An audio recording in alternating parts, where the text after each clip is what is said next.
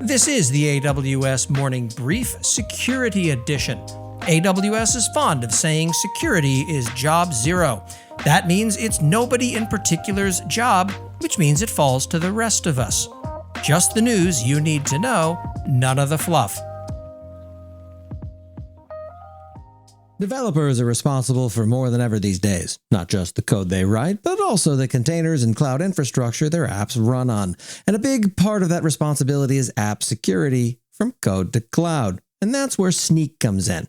Snyk is a frictionless security platform that meets development teams wherever they work, automating security controls across the AWS application stack to scan for vulnerabilities using Snyk on AWS Code Pipeline, Amazon ECR, Amazon EKS, and several others.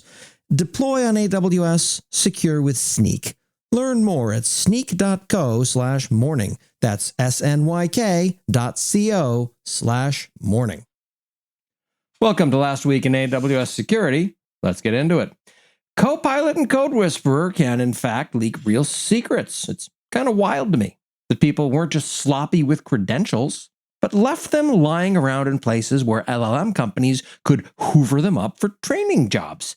Please, be more careful. I found an interesting teardown of a cloud cryptocurrency miner. I'd focus on Azure, but this sort of thing is common and targets every provider. AWS, in the run-up for reInvent, had a couple of interesting posts. How to create an AMI hardening pipeline and automate updates to your ECS instance fleet. And you know, this is a perfect post to use to highlight something that I've been mulling over lately.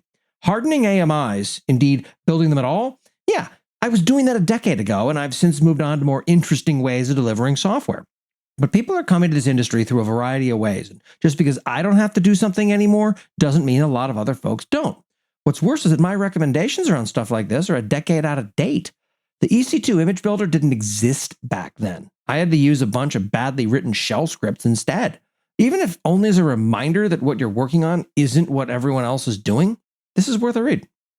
How to improve your security incident response processes with Jupyter notebooks. How have I never thought of this before?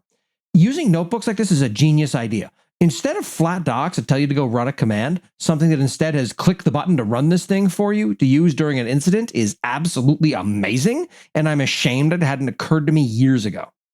And the tool of the week. I'm not the biggest fan of WAFs since my security viewpoint doesn't stop at box checking, but if you've got to use a WAF, AWS Firewall Factory is a good pit stop for you.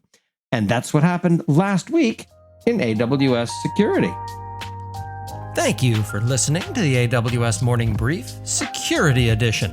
For the latest in AWS security that actually matters, please follow AWS Morning Brief on Apple Podcasts, Spotify, Overcast, or wherever the hell it is you find the dulcet tones of my voice.